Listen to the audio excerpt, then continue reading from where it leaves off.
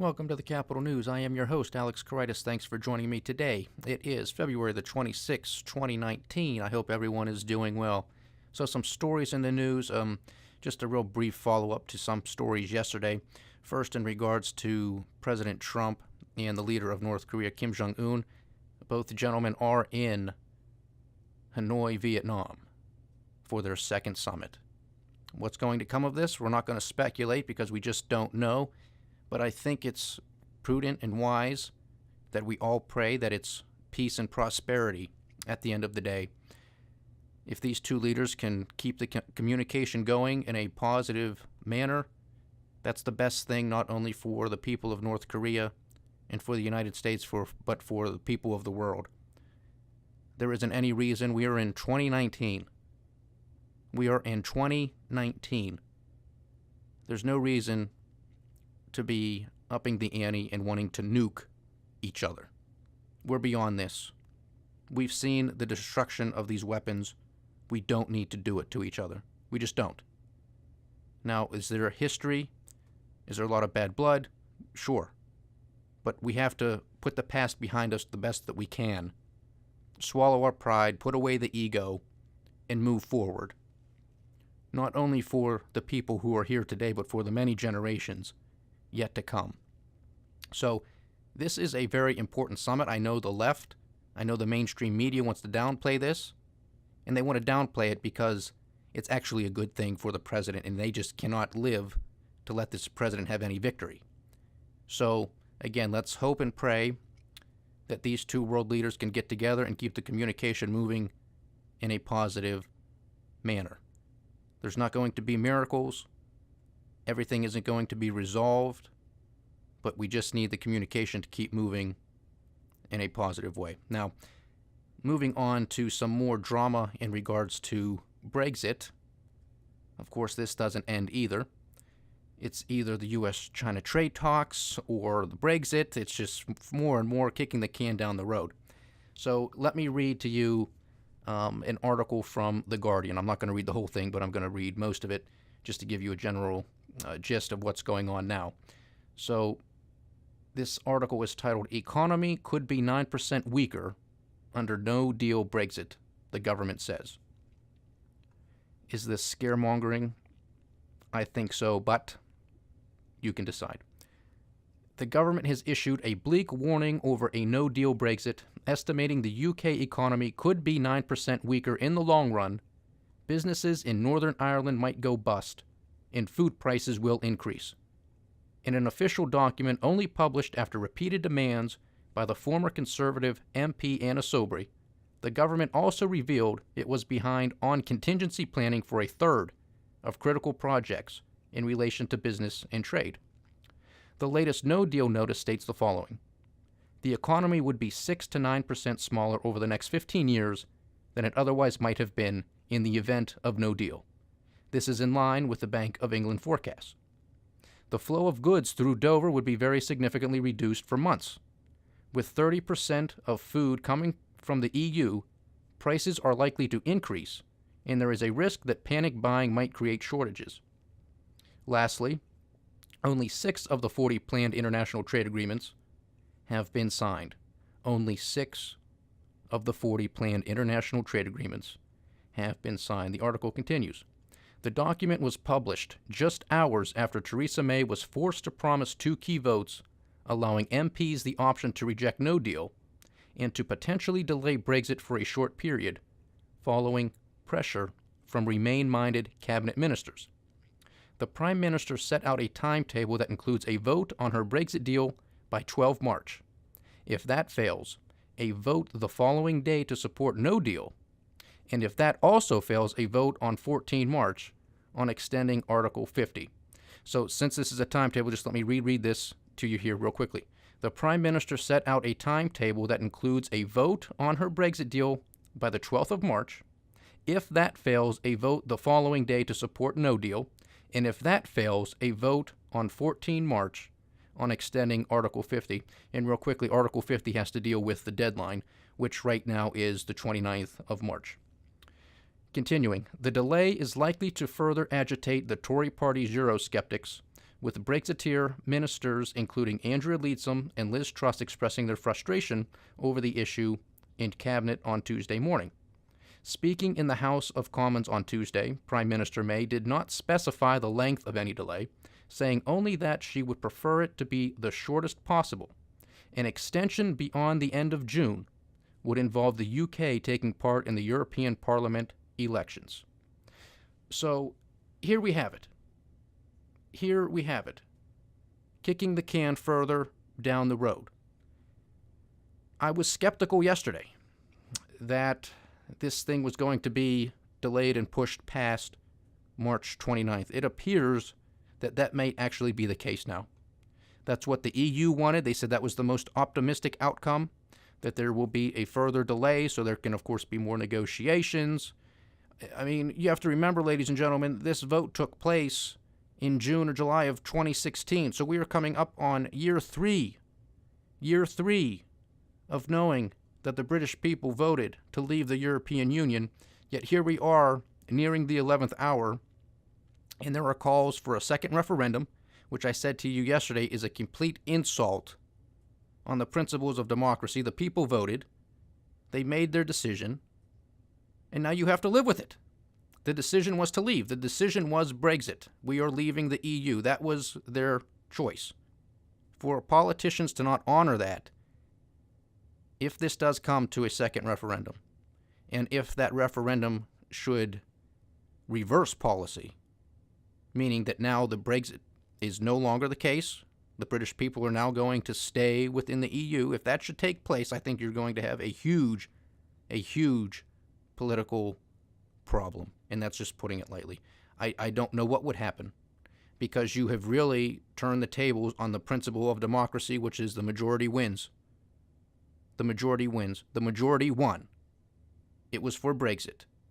They then have to put their trust in their politicians to make a deal that would lead to a smooth transition, or at least one as smooth as possible. Well, that is seemingly not the case right now. We had Prime Minister Theresa May. Her deal got shut down last month. She did, however, survive the subsequent vote of no confidence in her government. Now she is back and forth between Brussels and other countries, trying to negotiate with EU bureaucrats for a deal that she can take back to Parliament for approval, so that Brexit can take place on March 29th. Now, this just continues, and it's shameful. It's shameful from the standpoint of government and how our leaders are supposed to lead. This is not leadership. This is a failure, I think, not only on Theresa May's part, but on the whole UK Parliament, because it's everybody. It takes everybody to get this done. Again, this was 2016. It is now 2019. This is the 11th hour. There is still no deal, and now they want to remove the prospect of no deal. That's a potential outcome. And then there could be a delay, but there was no date stated. What's the delay going to be? This is akin to U.S.-China trade talks. Yeah, we'll delay the tariffs. We'll delay them for how long? 2 weeks, 30 days, 60 days? We don't know. It's just delayed. Prime Minister Theresa May gave no specifics on how long there will be a delay, if there is a delay. Of course, there could be a deal reached. That's still possible. But the way that the rhetoric is starting to go, it seems like the momentum is moving forward towards at least a delay.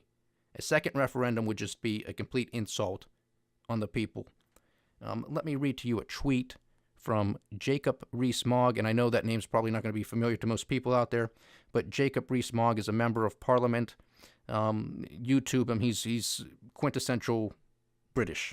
I'll just leave it at that. But here's his tweet. He says, "My suspicion is that any delay to Brexit is a plot to stop Brexit. This would be the most grievous error that politicians could make." So he's obviously putting on his cynical cap, and he's saying that a plot to delay Brexit is a plot to stop Brexit. I think he's probably right in some regards. And again, that would be hugely insulting, and as the man put it, it would be a grievous error.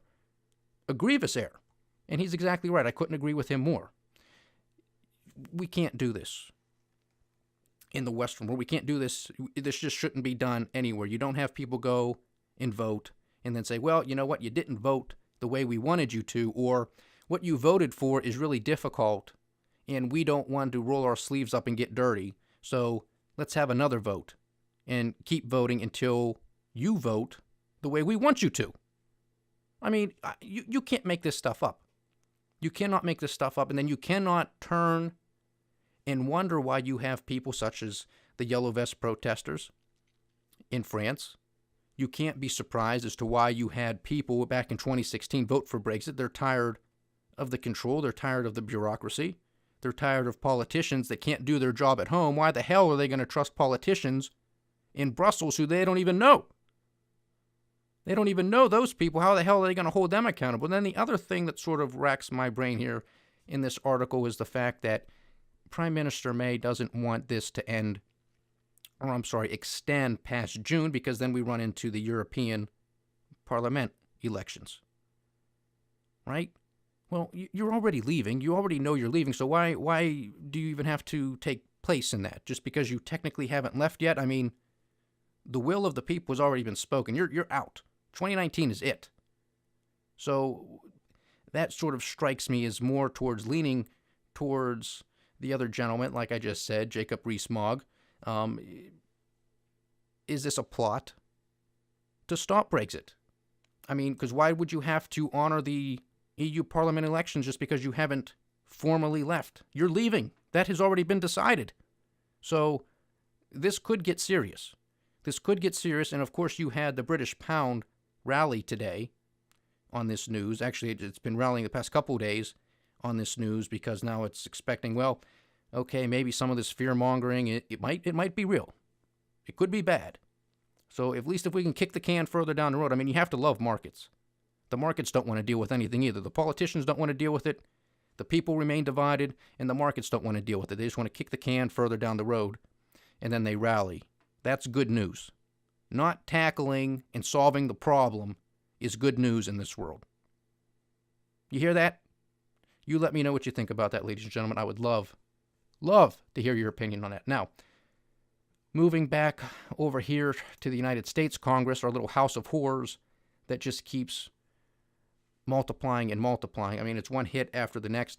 Now we have here, this is an article out of Politico titled House Democrats to Release Medicare for All Without a Price Tag. Wow, I'm surprised, aren't you? No price tag? You serious? Okay, let's see what this is going on. Progressive House Democrats will unveil their much-hyped Medicare for All legislation Wednesday, providing the most detailed blueprint yet for how they would upend the healthcare system to guarantee coverage for every American, a long-sought progressive dream that is already shaping the Democratic race to challenge President Donald Trump. The bill, co-sponsored by just over 100 Democrats, doesn't include a price tag or specific proposals for financing the new system, which analysts estimate would cost tens of trillions with a T dollars over a decade. The lead sponsor, Washington Representative Pramila Jayapal, said she will release a separate list of suggested funding mechanisms, including a tax on high earners or mandated employer contributions. Just keep taxing the rich until they have no money. Then we'll see what happens. Continuing, the proposal calls for a 2-year transformation of Medicare into a universal single-payer system, eliminating nearly all private health plans. It would also expand Medicare coverage to include prescription drugs, dental and vision services, and long-term care without charging copays, premiums, or deductibles, and would provide federal funding for abortions.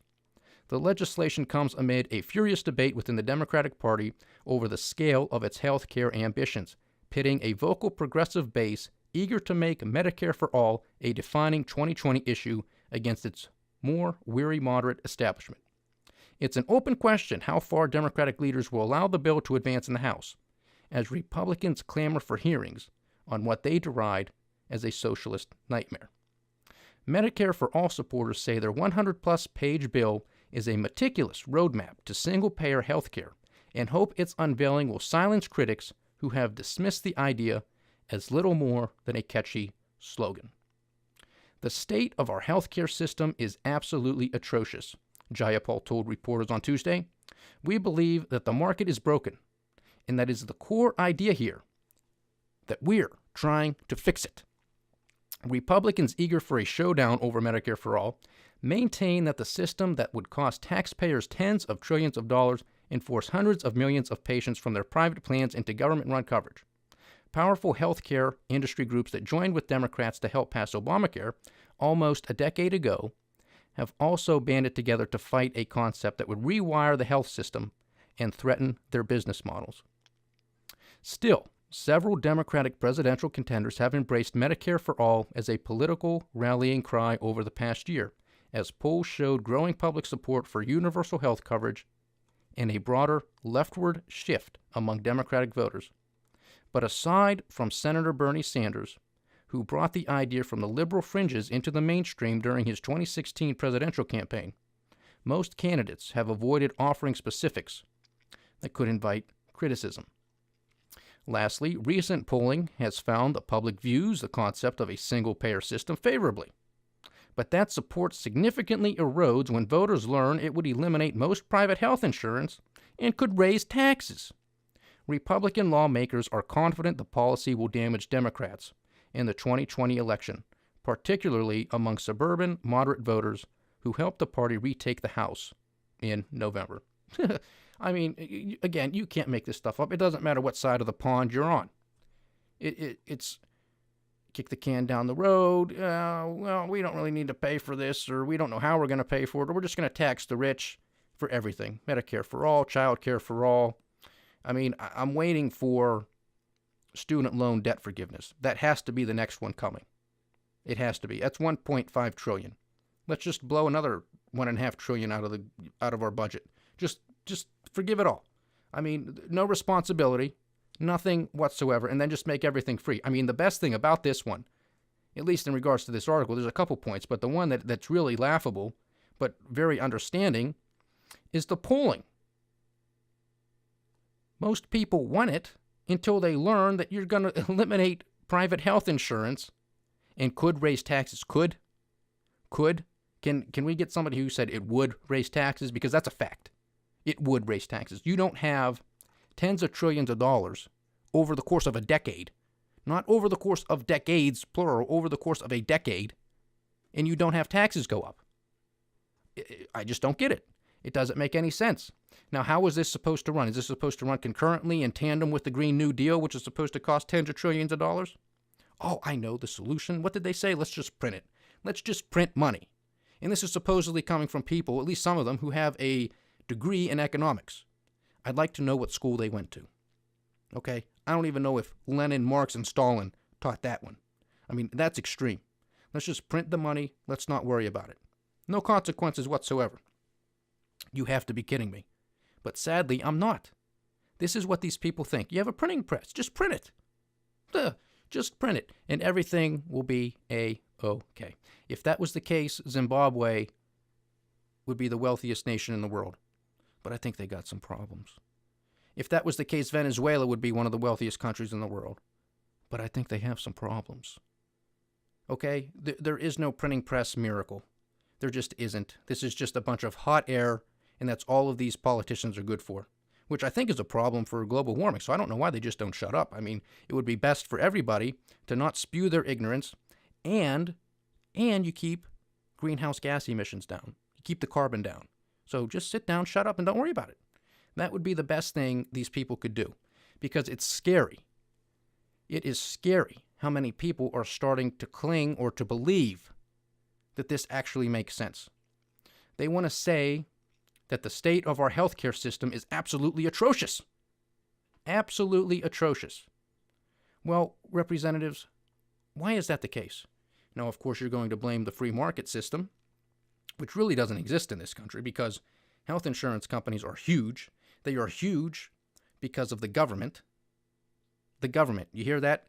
The government is the problem. There is too much government interference. I spoke about healthcare not too long ago, a few podcasts ago. Here's the deal.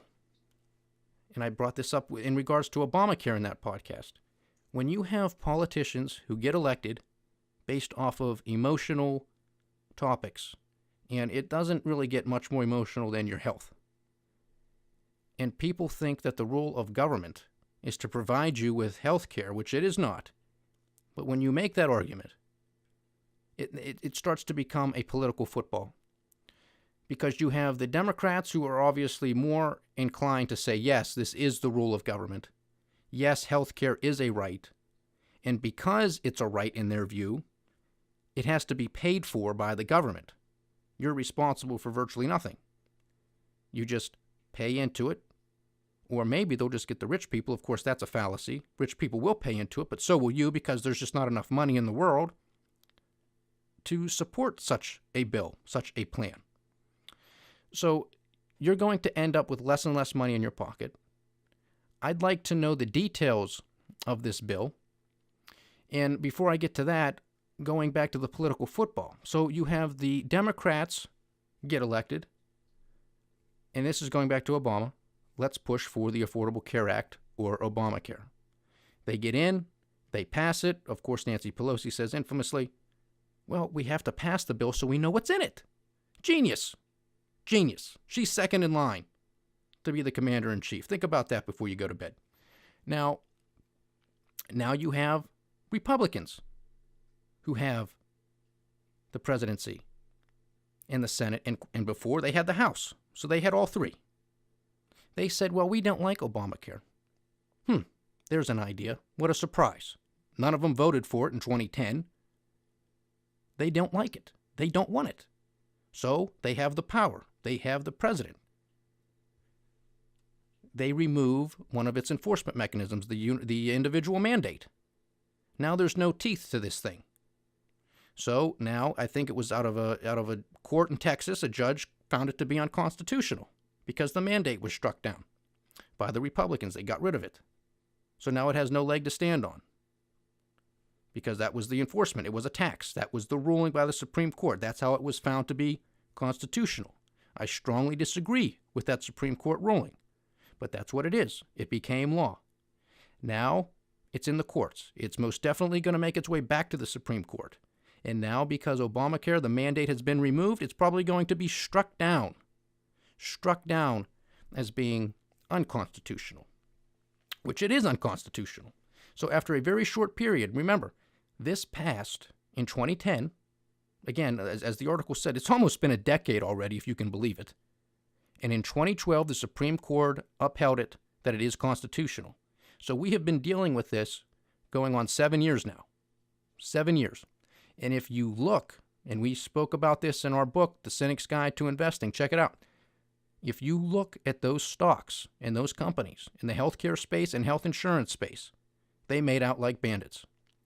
I mean, you made money hand over fist. If they're paying dividends, share buybacks, just profits hand over fist. Did they have some problems with individual policies? Yeah, but they made it up on it on group and everything else. You bet your you-know-what. So, of course, now you're going to have those companies fighting this because the Democrats want to get rid of private insurance. So now you're going to have one hell of a battle as to what ends up happening, what happens to take place. Now, lastly, before I go here, I would like to know how the Democrats are going to make decisions. What are going to be the details on who gets money and how much do you get? I mean, does everybody who needs some sort of procedure, is it automatic? Do you get it? I mean, where's this money coming from? I mean, these are serious questions. I mean, put aside maybe my sarcasm. Where is the money actually going to come from?